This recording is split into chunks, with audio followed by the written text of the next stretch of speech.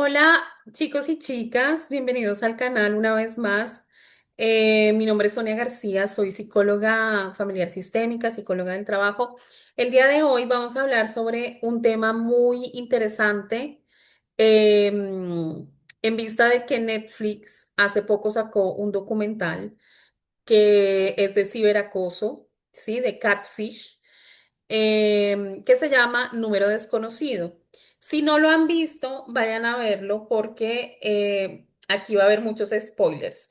Lo que no sé cómo le voy a titular este video, yo creo que es cuando las madres o no todas las madres quieren a sus hijos, ¿no? Em, pero van a haber muchos spoilers porque lo que voy a analizar es desde ese documental, desde la perspectiva de la psicología junguiana, ¿vale? Bien, a ver, ¿qué pasa con este documental? Este documental se desarrolla en Estados Unidos, en Michigan, o sea, es un documental que quiere hacer un seguimiento de un caso que se presentó en el 2020 en los Estados Unidos, en un pequeño pueblo de Michigan que tiene poco más de 300 habitantes. Lo que sucedió es que una chica de 13 años, Lauren, empezó a recibir ciberacoso. Es decir, bueno, yo voy a contar muy resumido de qué se trata el documental, porque el documental está en Netflix y lo pueden ir a ver y pueden, digamos, encontrar mucha información en YouTube con respecto al documental. A ver, ¿qué es lo que sucede? Resulta que esta chica tenía 13 años y estaba saliendo con su novio Owen, también de 13 años, y resulta que ella empezó a recibir muchos mensajes de acoso, ¿no? Diciéndole que pues, o sea, como que al parecer el emisor de esos mensajes era una chica, ¿no? Y le decía que tenía que terminar con su novio Owen, le hacía body shaming, o sea, se burlaba de su físico, le decía cosas muy fuertes a nivel sexual, que ella quería hacer o que estaba haciendo con su novio, es decir, ella, Lauren, recibía estos mensajes todos los días, todo el tiempo, ¿no? Y parecía que esa persona se enteraba de todo lo que pasaba en el instituto porque en los mensajes o sea, digamos, los textos de los mensajes mostraban que esta persona estaba al tanto de lo que sucedía, ¿no? Entonces empezaron a sospechar de varias chicas, de una tal chica Chloe, porque ella, digamos, como que había motivos para sospechar de ella, pero le decomisaron el teléfono y los mensajes seguían apareciendo. Y bueno, los mensajes en realidad tenían como objetivo de que ellos dos terminen, ¿no? De que Owen y Lauren terminen, ¿no? Diciéndole, por ejemplo, que Owen no te lo hace a ti como me lo hace a mí, ya me entiendes, ¿no? Y también mandándole cosas demasiado ofensivas y psicológicas, o sea, la violencia psicológica, que estás muy flaca, que pareces anoréxica, que con esos pantalones no te van, porque, bueno, unos mensajes bastante horribles todos los días, como por 2 años. O sea, esto fue desde el 2020 hasta el 2022. Mensajes que hasta le decían que acabase con su vida, o sea, que se desviviese, etcétera. Digamos, ellos dos, Owen y Lauren, no pudieron aguantar digamos, todo esto, esta, este estrés de los mensajes sin saber quién era, ¿no? Ahí, o sea, todo el pueblo estaba como muy alarmado de saber quién podría ser los padres de Owen, los padres de Lauren y todos en el instituto empezaron a hacer una investigación de quién podría ser. En un momento dado sospecharon de esta chica Chloe, pero en realidad pues se dieron cuenta que ella no era, ¿no? Y hasta que ellos dos se separaron y luego Owen empezó a salir con otra chica de otro pueblo y a ella también la acosaban por teléfono, a la nueva chica. Entonces, era una persona que tenía muchos conocimientos de tecnología y pareciese que estuviese en todas partes, ¿no? Y esto alertó a la policía. Resulta, bueno, te advertí que te iba a hacer spoiler. Resulta que la investigación policial dio como resultado que la acosadora no era ni Chloe, ni porque llegaron a sospechar de la misma Lauren, que ella misma se enviaba los mensajes, ni era Lauren, era la madre de Lauren, Kendra. Entonces, bueno, cuando la chica se enteró, o sea, cuando porque la policía fue hasta la casa, y se lo dijo a la chica, y la chica estaba como se la mira en el video como paralizada, como congelada, como, o sea, y esto es una reacción completamente normal del trauma, o al principio hay sideración, no caes lo que está sucediendo en realidad, ¿no? Y la madre la cogía de la mano, la agarraba de la mano, y la niña no caía en cuenta de lo que estaba, de lo que le estaba diciendo la policía.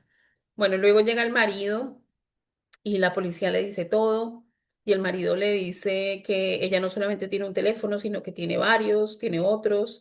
Bueno, el tal es que la policía dio con que la acosadora, la instigadora de todo este acoso era la madre de Lauren. Y nadie podía dar crédito, ni en la escuela, ni, mejor dicho, ni los espectadores cuando ven el documental, pues cuando vemos el documental nos quedamos fríos porque ¿cómo puede ser que la propia madre, siendo que la madre en todo momento estuvo, digamos, apoyando a Lauren, consolándola cuando Lauren estaba completamente triste, destruida emocionalmente, era ella la que estaba ahí y la que le insistía a la institución, al instituto, a la policía, de que por favor encontraran al responsable?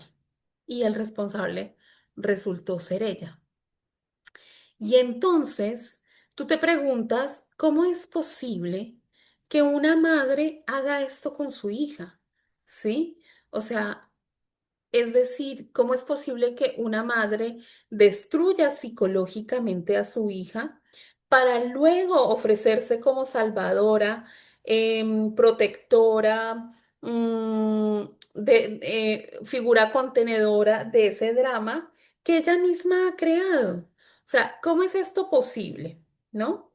Y aquí viene como la explicación psicológica de lo que desde la psicología junguiana, obviamente vamos a abordar algunos aspectos de la psicología clínica, de qué, digamos, qué motivaciones o qué, más allá del diagnóstico, porque obviamente yo no puedo dar un diagnóstico psicológico de una persona que no conozco, que conozco solamente por un documental, pero podríamos hablar de ciertas tendencias que tiene esta mujer.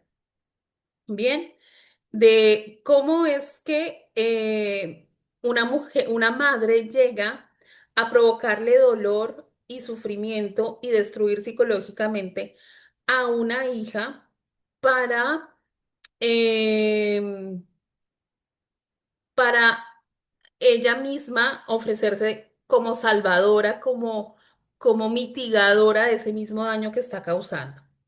Bien, bueno, a ver, ¿cómo se explica esto? Bueno, se podría decir que Kendra Licari, la madre de Lauren, podría posiblemente tener un trastorno, ya sea narcisista o histriónico de la personalidad, ¿no? Digamos, narcisista porque quiere que todo gire en torno a ella, ¿no? Y digamos como que, porque hay varios tipos de narcisismo, ¿no? Está el narcisismo grandioso, que es la persona que ya lo hemos hablado un poco en el canal, que es la persona bastante soberbia, prepotente, etcétera. Y está el narcisismo vulnerable, que se hace la víctima, que va a jugar con el victimismo, y que a través del victimismo va a manipular, ¿sí? Va a manipular a su entorno para que terminen haciendo lo que ella quiere. Entonces, muy posiblemente esta mujer tenga un narcisismo y ya una, un trastorno narcisista, una tendencia a un trastorno narcisista, ¿ya? Yo no vamos a entrar a analizar por qué, ¿no? Porque pareciese que como que ella quisiese vivir a través de su hija o que no soportara que su hija viviera, digamos, momentos, digamos, etapas que un adolescente tiene que vivir, ¿no? Como el primer amor, como, digamos, crear un entorno social, tener amistades, practicar deportes, etcétera. Es como que si ella hubiese querido, pues, acabar con eso, ¿no? O sea, no permitirle a Lauren que ella lo viva, ¿no? Y a ver, lo que dice Kendra, la madre, es que ella vivió un abuso a los 17 años, un abuso sexual y por supuesto esto puede ser traumático, y que ella no quería que su hija crezca, ¿ya? Y que no quería que le pase lo mismo. Aproximándose a esa edad, ella empezó a sentir angustia de que se repitiese la historia y que esa fue, digamos, como una manera de, de evitar, que ella encontró, de evitar que Lauren pasase por lo mismo. Pero, y que ella lo hizo por amor. Es que esto es lo más peligroso de todo, porque el video aquí se llama no todas las madres quieren lo mejor para sus hijos, porque desde el imaginario y desde, digamos, en la sabiduría, entre comillas, popular, se nos dice que una madre siempre quiere lo mejor para sus hijos, ¿no? Y que ella lo justificó, o al menos así, digamos, yo lo percibí en el documental, que ella lo hizo para evitarle sufrimiento, por amor a su hija, para evitarle sufrimiento. Y por supuesto, o sea, a ver, algo como un abuso ese, ya me entiendes, por supuesto que crea trauma, por supuesto que tiene secuelas, por supuesto que genera un estrés postraumático. Y que esto, digamos, pudo haber contribuido a, a que Kendra actuara así, pero de ningún modo justifica, o sea, el hecho de que ella, valga la redundancia, lo justifique diciendo que lo hizo por amor, ¿sí? Lo hizo por amor a su hija, porque, digamos, no fue por amor, es porque ella no quería perder el control de su hija, ¿ya? Cuando los niños, o sea, estos padres narcisistas, cuando los niños, sus hijos son niños, o sea, en realidad ellos no, los padres narcisistas, yo he hablado mucho de esto en otros videos. Lo que pasa en una familia narcisista es que los padres se vuelven niños y pareciera que los hijos tienen que ser los padres. Esto a nivel físico, económico, etcétera, pero a veces no es tan evidente, a veces es a nivel emocional, ¿ya? Entonces el padre narcisista, la verdad, no quiere que su hijo se vaya. No quiere que su hijo crezca, le haya pasado o no un trauma en la adolescencia. No quiere que su hijo se vaya, porque en el momento en el que se vaya, pierde el control. Cuando los hijos son niños, digamos, el control es mucho más fácil de ejercer porque un niño no tiene independencia, no tiene autonomía cognitiva, emocional, psicológica, económica, como para vivir por él mismo.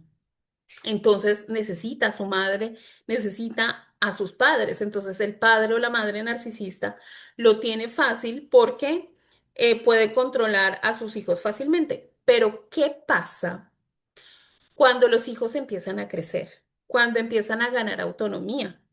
El padre o la madre narcisista entra angustia porque está perdiendo el control, porque puede perder el control y entonces en ese momento sucede, pues, o sea, depende del narcisismo que tengas. Si es un narcisismo grandioso, va, digamos, a imponer la fuerza, la violencia, los castigos, etcétera, como en el caso de los hermanos Menéndez, ¿no? José Menéndez, cuando su hijo, creo que era el segundo, que era del que más abusaba, se iba a ir a la universidad, él empezó, digamos, a ejercer más control, más severidad, etcétera, ¿no? Y por eso la historia terminó como terminó. De eso también hay mucha información de este caso. Em, pero también puede ser de una manera desde el narcisismo vulnerable. O sea, creando solapadamente un daño en el hijo para para que el hijo se quede, ¿no? Para que el hijo necesite, o sea, hago daño a mi hijo, para que mi hijo me necesite, y así no se vaya, ¿no? Que es una manera indirecta de cortarle las alas, ¿no? Porque muchos se van a gloria a las madres y a los padres, sobre todo a las madres, y esto es muy machista, muy patriarcal, que se van a gloria a las madres, ¿no? Como que si fuesen seres idealizados, divinizados. Y aquí yo no pretendo quitarle mérito a los sacrificios que hacen las madres, pero es decir, esto tiene una doble cara, ¿no? Porque el divinizar a la figura de la madre impide ver o digamos, se presta a que se justifique el posible daño que se le esté haciendo a los hijos, entre comillas, por amor, porque eso es lo que dice Kendra. Kendra dice que ella, entre comillas, le destruyó a su hija psicológicamente por 2 años, incitándola al ¿no? O sea, por amor, lo hizo por su bien, ¿no? Y esto es bastante peligroso porque no lo hizo por su bien. O sea, este tipo de madres, ¿no? Continuando con el tema de las madres, este tipo de madres no quieren lo mejor para sus hijas, quieren lo mejor para ellas a través de sus hijos, porque lo que sucede con el padre y la madre narcisista es que ellos sienten que sus hijos son extensiones de ellos, o sea, que son como una prolongación de su personalidad y que, es decir, pueden controlar la vida del hijo, ¿no? Entonces, muchas veces se glorifica a las madres por dar vida, ¿sí? Que son un canal de vida, y eso es innegable, y que sin la labor de las madres y de los padres, que esto debería ser equilibrado, y ya vamos a hablar del tema de género aquí, em, no existiríamos y el mundo no se movería sin, digamos, todas las tareas de reproducción de la vida que hacen sobre todo las mujeres, sobre todo las madres, pues el capitalismo no podría mover sus engranajes. Pero lo que sucede es que una madre sana no es solo la que da la vida, ni la que cuida, la que controla a través del cuidado. No es una madre sana, solamente la que da vida y cuida y protege.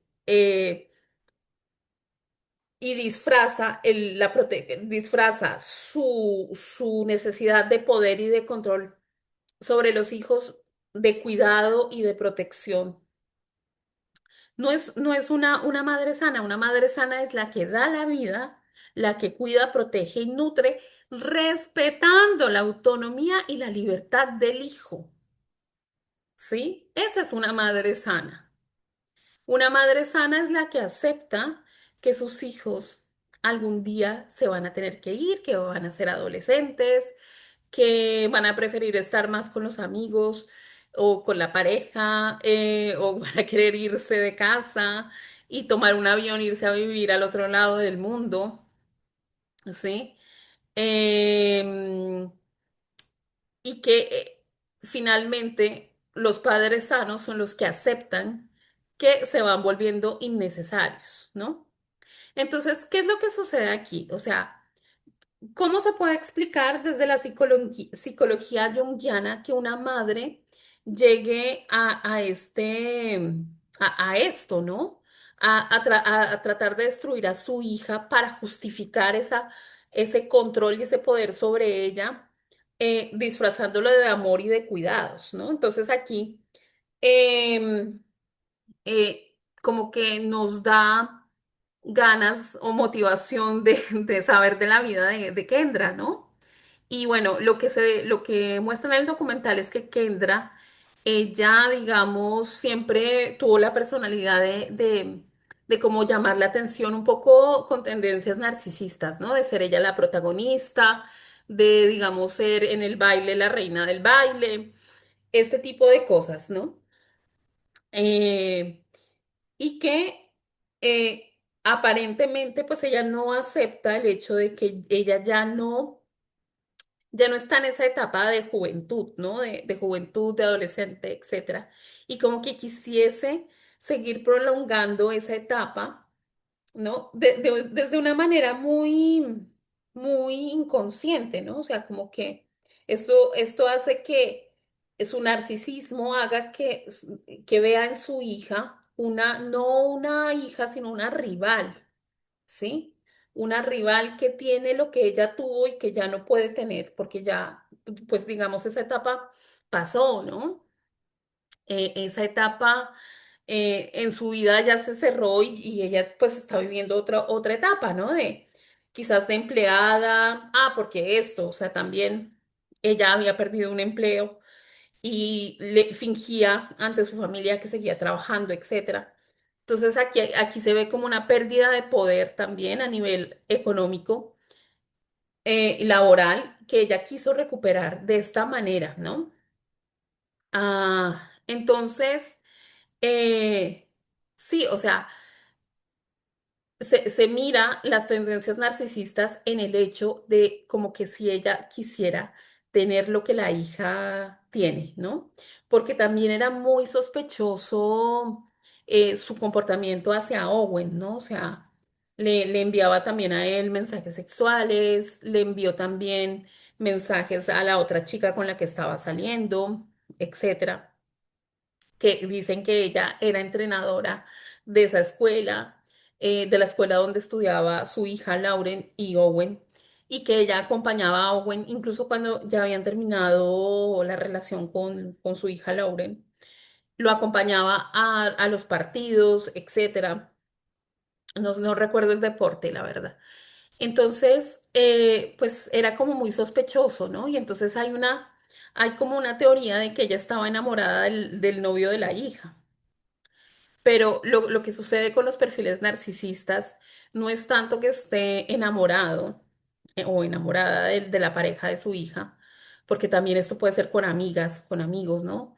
No es que le interese en sí la persona, sino es como por competir con el amigo, con el amigo, con la amiga, etcétera. En este caso, era una manera de competir con su hija, ¿no? Es como que si yo puedo tener lo que tú tienes, entonces soy mejor que tú.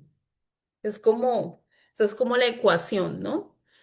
Em, entonces, sí, aquí se mira las tendencias narcisistas y por qué ella cae en eso y qué tiene que ver el patriarcado en todo esto, ¿no? Porque este episodio no solamente va para el canal de Sí Empoderamiento, sino también para el podcast de feminismo consciente, contemporáneo y cotidiano, ¿ya? Bien, a ver, porque desde la psicología junguiana, Jung lo que postuló es que tenemos una esfera femenina de nuestra personalidad y una esfera masculina de nuestra personalidad. Y esto no tiene que ver, o sea, aquí lo aclaro de una vez, no tiene que ver con género, no es femenino y masculino, que tenga que ver con el género masculino o con el género femenino, ni tiene que ver con estas nuevas tendencias de mujeres de alto valor y hombres de alto valor. No, o sea, Para Jung, lo femenino, que lo llamó ánima, que es una parte de la personalidad que tenemos tanto hombres como mujeres, ¿sí? No es que solamente las mujeres lo tengamos que tener a fuerza y los hombres no, eso son estas nuevas tendencias de neomachismo reencauchado, de roles de género reencauchados disfrazados de modernidad, ¿no? No, o sea, el ánima, esa parte femenina, está presente tanto en hombres como mujeres y deberíamos desarrollarla. Lo mismo el animus, que es la parte masculina, eh, que está presente en hombres y mujeres y que también deberíamos desarrollarlo. O sea, tendríamos que desarrollar ambas, anima y animus, para poder llegar a lo que Jung considera individuación, que es como esta capacidad de tener autonomía a las riendas de nuestra vida y digamos como ser, estar emancipados psicológicamente de una manera que podamos autodeterminarnos, ¿no? Y digamos, podamos tener este proceso de desprendimiento de nuestra familia de origen para hacer nuestro propio camino. Bueno, entonces, ¿qué es la sombra? Perdón, ¿qué es lo femenino? ¿No? O sea, como esta parte ánima, ¿no? Jung la define como esta parte de la personalidad que va a venir a, digamos, a enfocarse en la creatividad, en la emocionalidad, en la conexión con el otro, en la nutrición, en las emociones, tiene que ver con el agua, con los ciclos lunares, con la intuición. Es esta parte, esta esfera femenina que Jung, repito, la llamó ánima, que no tiene nada que ver con el género y que todos deberíamos desarrollar, ¿no? Y la parte masculina, la esfera masculina, que Jung llamó animus, tiene que ver con el raciocinio, la conquista, el dominio pues para mejorar, ¿no? El avanzar, el alcanzar metas, el materializar, el concretar, el liderar, el raciocinio, la intelectualidad, etcétera. Que también todos deberíamos desarrollar, tanto hombres como mujeres, ¿no? Y lo que pasa en una sociedad patriarcal es que a las mujeres solo se nos da permiso para encarnar el ánima, escindiéndonos y dividiéndonos de esta otra parte de la personalidad que tenemos que desarrollar para llegar al equilibrio en la salud mental, ¿no? Que es todo esto de también ser autónomas, de ser propositivas, de ser lideresas, de también tener un espacio en la esfera social, de salir a trabajar, de ganar dinero, de materializar metas, de concretar cosas, ¿no? Y a los hombres solo se les da permiso para encarnar el animus, ¿no? Entonces, tienen que liderar, que gobernar, que tener poder, que conquistar, que la intelectualidad y todo esto, escindiéndolos, dividiéndolos, digamos, amputándolos de su esfera femenina, que es la conexión con las emociones, la expresión de sus emociones de manera sana, la conexión con la intuición, con la emocionalidad, con el cuidado, con la nutrición, con la protección, etcétera, ¿no? En la sociedad patriarcal, si una mujer se presenta mucho desde el ánimos, digamos, es criticada y juzgada, ¿no? Porque lo que se esperaría y viene como con esta manipulación de que las mujeres somos mejores para cuidar, mejores para nutrir, y eso no es verdad. O sea, hombres y mujeres podemos hacer ambas cosas, ¿no? Y a los hombres, la prescripción de género también los encasilla y los encorseta en el ánimo, sin que, impidiéndoles que ellos puedan desarrollar también esta otra parte femenina, otra esfera femenina, que digamos haría que ellos puedan, digamos, no solo reconocer, sino gestionar sus emociones, ¿no? Que salgan de esa alexitimia introyectada, que la lexitimia es la incapacidad de conectarse y expresar emociones, ¿no? Y identificar las emociones. y que les, digamos, les podría permitir no solamente encorsetarse en el rol, en el arquetipo del guerrero violento, sino que podrían gestionar, reconocer sus emociones y, digamos, gestionarlas más fácilmente, ¿no? Entonces, ¿qué pasa en una sociedad patriarcal que a las mujeres solo nos permite encarnar el ánima y a los hombres solo se les permite encarnar el ánimos? Que muy pronto tanto lo femenino como lo masculino caen en sombra, ¿ya? Entonces, ¿cuál es la sombra de lo femenino? La sombra de lo femenino es, en lugar de cuidar, nutrir y todo esto, vendría a ser una pasividad extrema, victimismo, manipulación a través del victimismo, control, violencia psicológica, ¿sí? Por ahí escuchaba una youtuber que también hace un contenido parecido al mío que decía que la sombra de lo femenino hace que desees estar, o sea, hace que desees estar muerto. O sea, la sombra de lo masculino es eh, que te matan. En cambio, la sombra de lo femenino es que desees estar muerto, o sea, es una manipulación, es más que todo una violencia psicológica, manipulación, victimismo y control a través de ese victimismo, ¿ya? Digamos, puede mostrarse como con regalos con dientes, ¿no? Por ejemplo, cuando las madres dicen, con todo lo que he hecho por ti, mira cómo me pagas, ¿no? Cuando un amigo o una amiga te dice esto, ¿no? O sea, con todo lo bueno que yo he sido y mira cómo me pagas. Y ahí tú descubres con horror que lo que te han tragado tu amigo o tu madre tenía precio y que lo tienes que pagar, ¿no? Esa es como la sombra de lo femenino. ¿Y cuál es la sombra de lo masculino? Es como la distorsión de todo esto de conquistar, concretar, etcétera. Es digamos, como el poder extremo, el querer tener poder controlar a través de la violencia explícita, manipular también desde la violencia explícita, así como muchos dirigentes de este mundo, que ellos actúan desde la sombra de lo masculino, que son narcisistas grandiosos.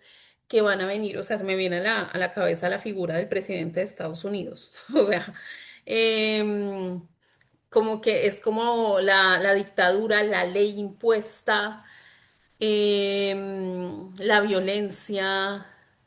Bueno, esa es la sombra de lo masculino, ¿no? El violentar, sí, y todas las formas de violencia físicas y explícitas que hay, ¿no? Entonces, ¿qué pasa? ¿Qué tiene que ver todo esto con una maternidad no sana, con una maternidad desequilibrada, que termina en este tipo de situaciones como las que generó Kendra Licari con su hija?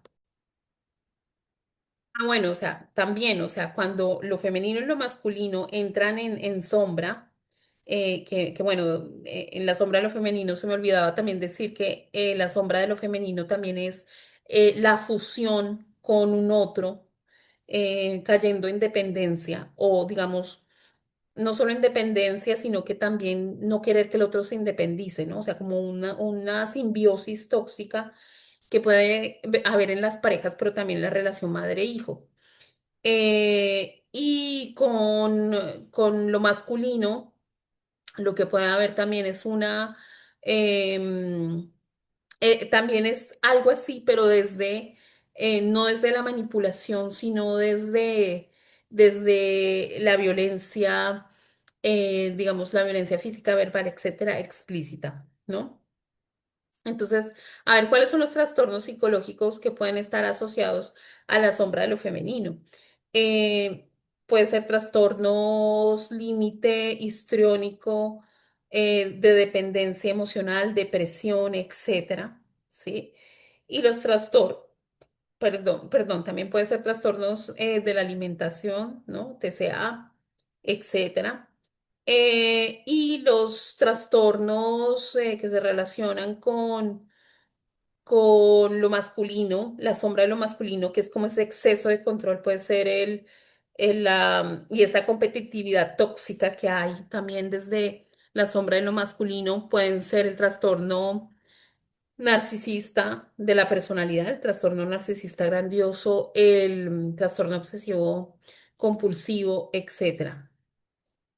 El autoritarismo, mm, y digamos como ya desequilibrado al extremo, puede haber sociopatía, psicopatía, o sea, el triángulo oscuro, ¿no? Psicopatía, sociopatía, narcisismo, psicopatía, narcisismo y maquiavelismo, ¿ya? Entonces, a ver, y esto qué tiene, vuelvo otra vez, perdón por este paréntesis, pero ¿qué tiene que ver esto como con esta maternidad tóxica que, que Kendra Licari estaba ejerciendo con su hija? Pues tiene que ver desde o sea, a ver, la sociedad patriarcal a las mujeres siempre nos premia y nos valida, digamos, hace como esta, desde la TCC, la terapia cognitivo-comportamental, diría, nos refuerza cuando cumplimos nuestro rol de género, ¿no? O sea, el rol de género que prescrito desde esta sociedad patriarcal de cómo deberíamos ser las mujeres, ¿no? Entonces, si somos bonitas, amables, sonreímos y obedecemos el mandato de la maternidad, nos va a reforzar eso. Pero si somos autónomas, decimos lo que pensamos, somos líderes, ponemos límites, no sonreímos, no nos reímos del chiste machista que algún estúpido por ahí empezó a contar. Eh, entonces nos quita refuerzo, ¿no? Nos refuerza negativamente, ¿no? Diciéndonos, ay, qué amargada, no se puede, no se te puede hacer ningún chiste. O cuando decimos, por ejemplo, que no queremos tener hijos, ¿no? Entonces es como así, que no vas a tener hijos, entonces, ¿para qué estás tú en la tierra, ¿no? ¿Cuál es el sentido de tu vida? Ese es el tipo de comentarios que a veces muchas personas se atreven o que te vas a arrepentir, etcétera. Y con los hombres es lo mismo. Es decir, si los hombres se presentan como líderes autónomos que concretan metas, que son, digamos que si quieren ser astronautas, todo el mundo les aplaude, etcétera. Pero cuando un hombre conecta con su esfera emocional, cuando llora, cuando cuida, cuando protege, cuando nutre, que es conectarse con su ánima, ¿no? Digamos, se le refuerza negativamente. O cuando en lugar de pegarle a su amigo, se sienta a conversar y luego se dan un abrazo, ya los están tratando de gays, ¿no? Entonces, se le refuerza negativo y se está dudando de su, entre comillas, masculinidad, ¿no? Entonces, se les refuerza negativamente que conecten con esa otra parte de la personalidad que tienen que desarrollar, que es su ánima. Ya las mujeres se nos refuerza negativamente cuando conectamos con nuestro ánimos, ¿ya? Entonces, ¿esto qué genera? A ver, y esto, digamos, combinado con el trauma, porque no es solamente esto, sino que, por ejemplo, en la vida de Kendra Licari hubo un trauma por violencia sexual. Desencadena en esto, desencadena en la sombra de lo femenino. O sea, en una sociedad en la que la prescripción, en la que te encorsetan como mujer en el rol de madre, que tienes que ser madre a fuerza, sí o sí, que digamos que cuando estás embarazada y cuando tienes tu hijo y todo esto, todo el mundo te aplaude y digamos como que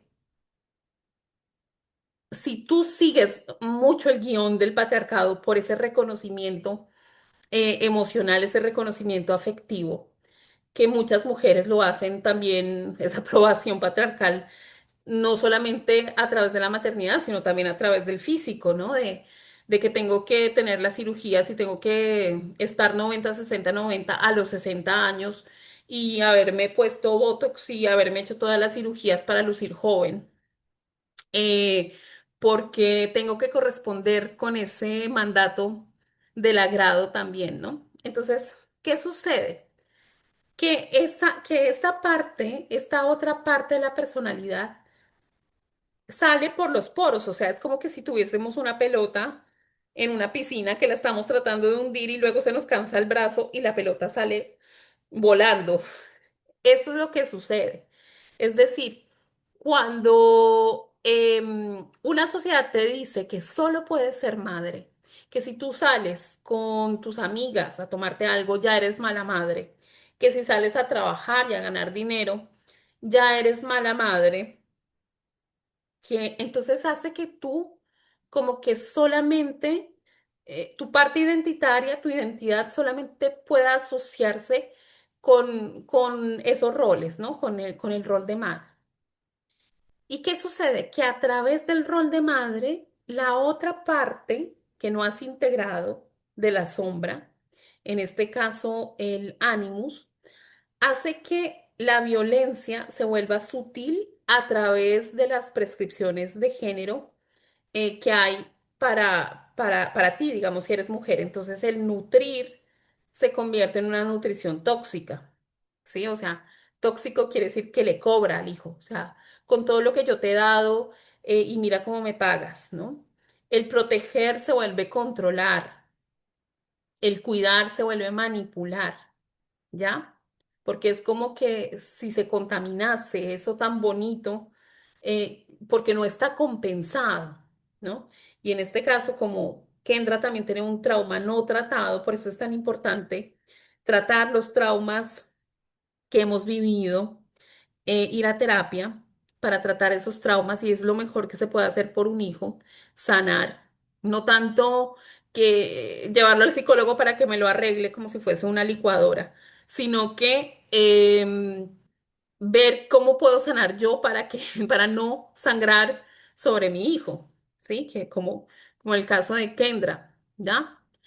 Eh, y la sombra de lo masculino, que es la autonomía, la capacidad de liderazgo, de concretar, la productividad, sí, todo eso se vuelve, digamos, violencia. Entonces, se vuelve ejercer poder sobre el otro de manera violenta, domar, domesticar, neutralizar al otro de una manera violenta, ¿no?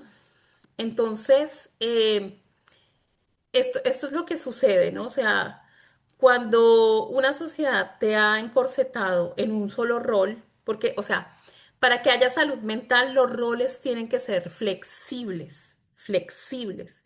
O sea, aquí no te estoy diciendo que si eres mamá esté mal que te quedes en casa y que no trabajes y que sea tu pareja, hombre, el que o sea, si te sientes bien así, no hay ningún problema, pero que sepas que tienes que desarrollar también la otra parte de tu personalidad, porque ¿qué es lo que sucede? Que muchas veces como que nos casamos con un solo rol, ¿no? Yo he tenido en mi consulta muchas madres que, que no quieren que sus hijos se vayan por miedo a confrontarse a lo que ellas son sin el título de ser mamás de niños pequeños, ¿no? Entonces les van creando como un síndrome de Peter Pan a los hijos y no quieren que crezcan para ellas no confrontarse con sus vacíos existenciales, con sus heridas de infancia, con el hecho de que no han estimulado la pareja y que solamente se han dedicado a paternar. Entonces quieren mantener a los hijos en el nido y les cortan las alas, muchas veces de manera explícita, pero muchas veces de manera implícita, como aquí, como Kendra, ¿ya? Pero no se necesita ser Kendra Licari, o sea, pueden inventarse enfermedades o enfermarse de verdad, porque el cuerpo también va a manifestar lo que el alma calla, enfermarse o que el hijo no vaya bien en el colegio de manera inconsciente o que el hijo no sane si tiene alguna patología. Ya vamos a hablar del síndrome de Munchausen por poderes, que es una de las explicaciones de este caso, ¿ya? A ver, ¿qué es ese síndrome de Munchausen por poderes? A ver, este síndrome se trata de, a ver, el síndrome de Munchausen solo. Se trata de una persona que normalmente va a tener varias patologías o va a creerse, hacerse creer a sí mismo que tiene muchas patologías físicas, síntomas, enfermedades, como para tener la atención de su entorno y así, digamos, como tener todo, o sea, los beneficios secundarios de estar enfermo, ¿no? Porque, pues, estar enfermo, pues, no es nada agradable, pero si lo ves de fondo, tiene unos beneficios secundarios, que es que haya gente pendiente de ti, que haya gente preocupada por ti, etcétera. A ver, pero ¿qué es el síndrome Munchausen por poderes que ahora se lo llama trastorno fáctico de, yo no me acuerdo, perdón, pero bueno, vamos a decirle síndrome Munchausen por poderes. Se trata de que una madre o un padre va a infligir enfermedades en su hijo, o sea, las va a provocar o va a fingirlas para que su hijo, para atraer como el beneplácito, la atención, la empatía de un entorno, ¿no? Y muchas personas dicen que lo que pasa con Kendra Licari y su hija es un síndrome Munchausen por poderes, es decir, de una manera como cibernético, de una manera muy indirecta, le genera una enfermedad, un trastorno psicológico a su hija, porque todo esto le pudo haber causado a Lauren un estrés postraumático para ella ofrecerse de salvadora. O sea, si lo miras bien, es como causarle daño al hijo para eternizarse en el rol de salvadora, ¿sí? De protectora, etcétera. Y el caso más terrible de este síndrome es el caso de Gypsy Rose Blanchard y su madre Didi. Te cuento cortito, cortito te cuento de lo que se trataba. Es decir, a ver, lo que sucedía es que Didi conoció a su pareja, él tenía 17 años, ella le mintió, le dijo que era mucho más, tenía más años, que tenía 24, 21, no, se bajó la edad, que tenía 21 cuando tenía 23, 24, ella quedó embarazada. Y luego su pareja se empezó a dar cuenta que ella tenía como prácticas como de brujería o de magia pesada y se asustó y se empezó a alejar y él decidió separarse de ella. Y resulta que Didi empezó, bueno, llevó a la niña al hospital por una apnea, que es una cosa completamente normal en los bebés, y luego empezó a encontrarle otras, entre comillas, a encontrarle otras patologías físicas, ¿no? Como que decía que ella no tenía la suficiente fuerza muscular para caminar, le estirpó las glándulas salivares, eh, bueno, le hizo, después empezó a decir que ella tenía cáncer, entonces le rapaba la cabeza a la niña porque con la excusa del argumento que de todos modos se le iba a caer el cabello.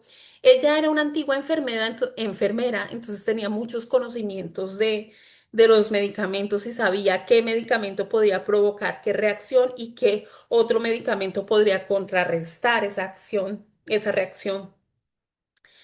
Y resulta que, bueno, pues con este discurso y con todo, pues porque a la niña le compró hasta una silla de ruedas después de que la niña tuvo un accidente con su abuelo en una moto, una cosa así.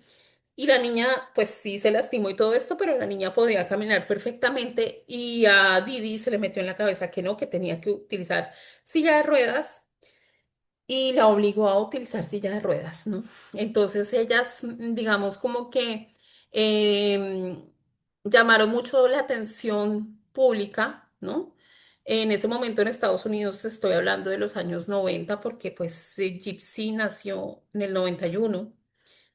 Y Didi empezó a llamar a todas las asociaciones caritativas eh, y digamos, ellas tienen varios programas de televisión en que la niña aparece en silla de ruedas para, digamos, recolectar fondos para sus operaciones y cirugías, etcétera. Incluso las asociaciones le regalaron varias veces viajes a Disney, regalos, dinero, etcétera. O sea, ella se mantenía con el dinero de las asociaciones y el dinero que recibía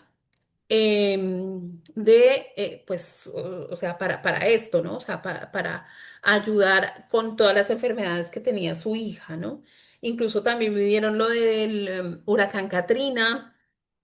Y bueno, o sea, y ella lo que hacía era como aislarla, o sea, ella cada vez se iba más lejos de su familia de origen y del papá de Gypsy, o sea, como que alejó a la niña de su papá, pero yo aquí no voy a excusar a el señor, porque el señor también se lavó las manos con la educación y, digamos, él no estuvo presente en la crianza de Gypsy, entonces, o sea, si él hubiese estado presente, la cosa, él se hubiera dado cuenta mucho antes de que todo esto estaba sucediendo.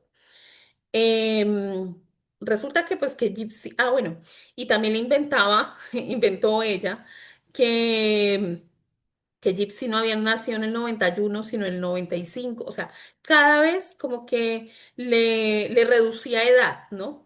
Fíjate aquí cómo se mira esto de que hay padres que no quieren que sus hijos crezcan para no perder el control sobre ellos, ¿no?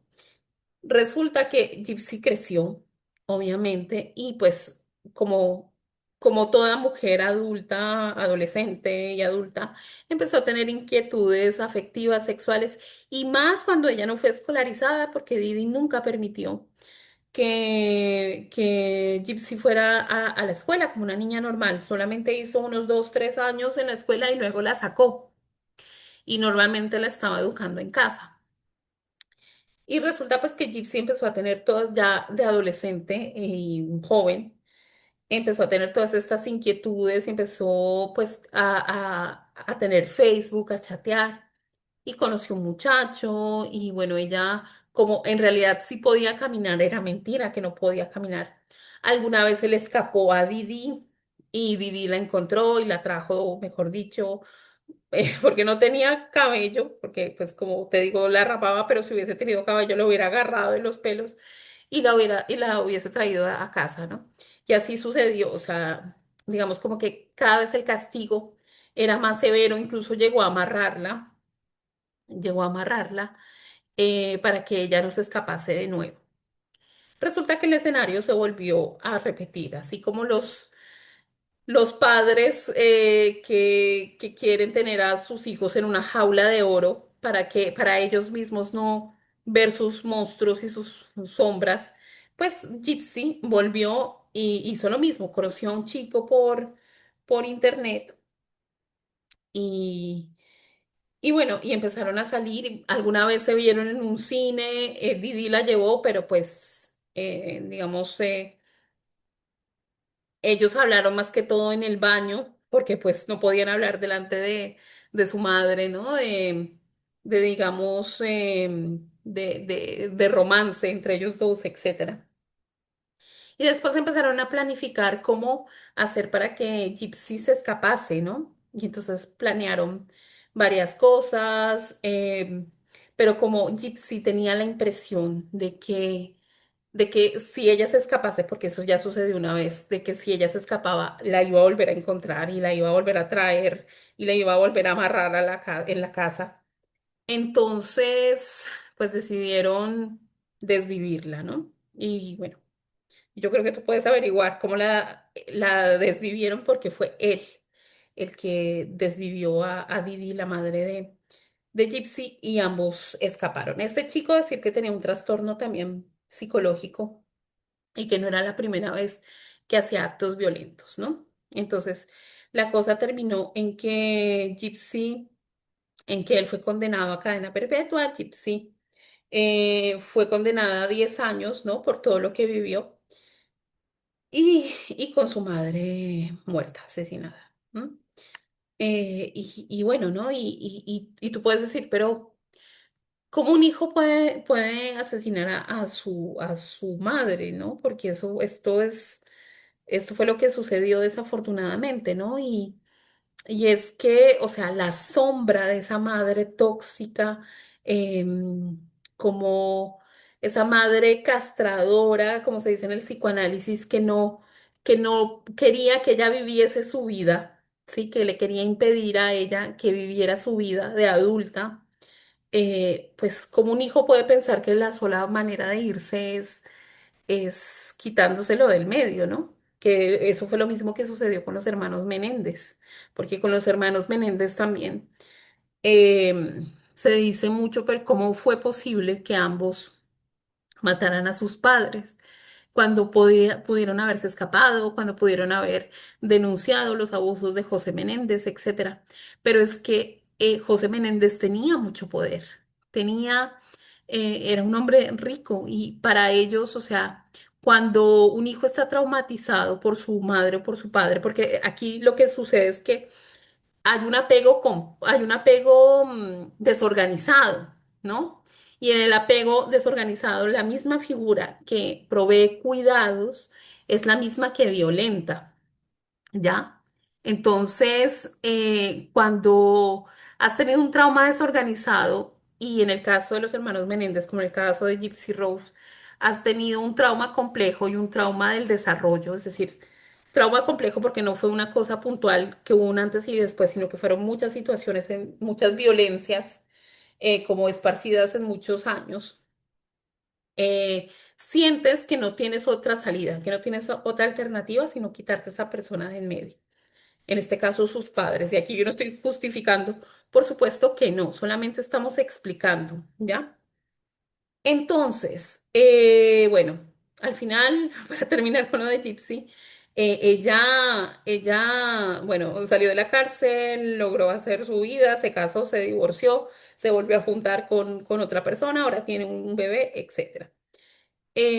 A ver, por qué te cuento todo esto, no? O sea, es para, digamos, como para también, o sea, que no solamente es las consecuencias traumáticas de lo que vive una persona, porque también, o sea, hablando específicamente de la relación madre-hija de Didi con Gypsy, que había un vínculo traumático, que lo mismo pudo haber habido con Kendra y Lauren, porque es que también la gente no se explica cómo Lauren cuando a su madre la meten a la cárcel después de todo el juicio y todo esto, ella se seguía escribiendo, le seguía escribiendo cartas, diciéndole que la extrañaba, que ella necesitaba a su madre en su vida. Y entonces mucha gente se pregunta, cómo es posible que enterándote que tu madre te hizo todo esto, quieras estar con ella y quieras escribirle y que le digas que la quieres y que la extrañas y que... Porque es un vínculo traumático y el vínculo traumático es lo que opera también en las relaciones tóxicas de pareja. Por eso las mujeres maltratadas no pueden abandonar a sus parejas maltratadoras porque el vínculo es complejo, es traumático. El violentador no solo las violenta, sino que también se muestra amoroso, les hace una bomba de amor, ¿ya? Y esto es lo que sucede también en las relaciones madre-hijo madre-hija, en este caso. Y decir que, por ejemplo, en el caso de Didi y Gypsy,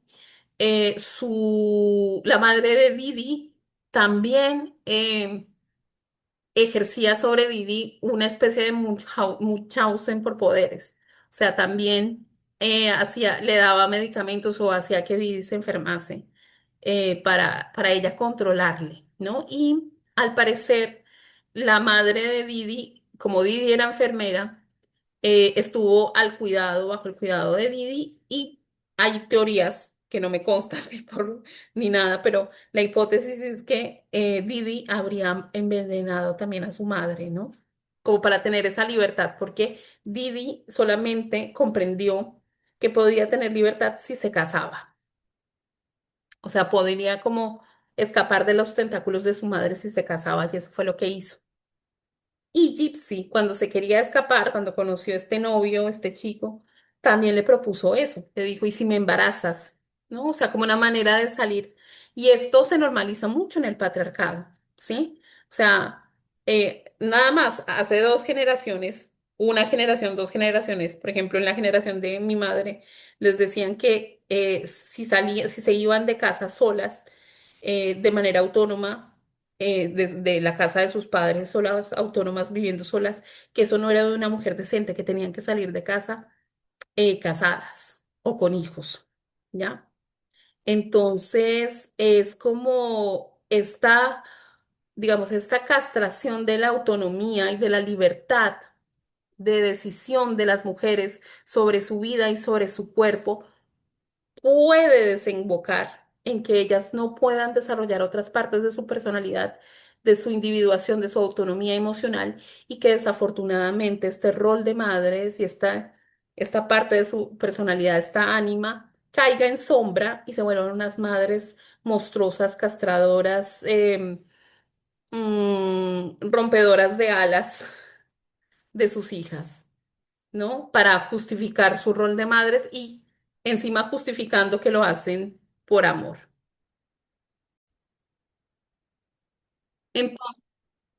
Entonces, para concluir, los casos de número desconocido y de Gypsy Rose y su madre nos muestran cómo el patriarcado, a través del mandato de la maternidad, puede incubar la sombra de lo femenino.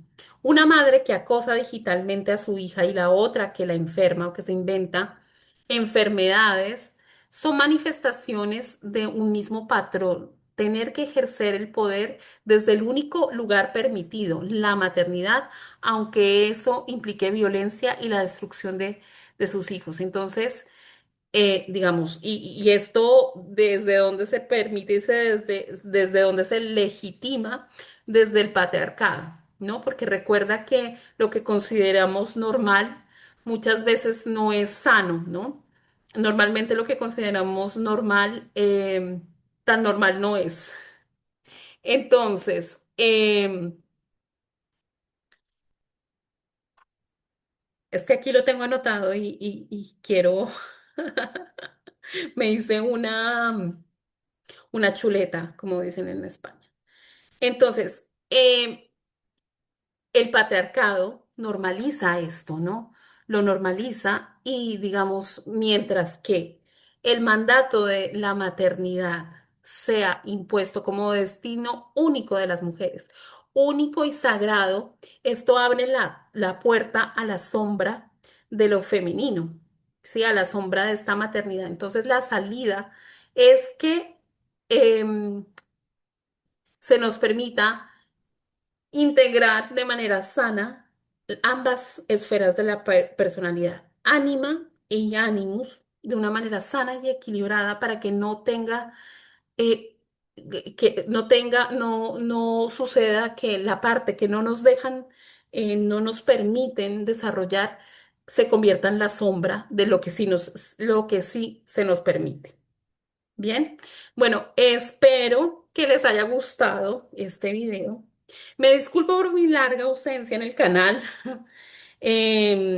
Bueno, ya por ahí en un post escribí porque es que estuve ausente.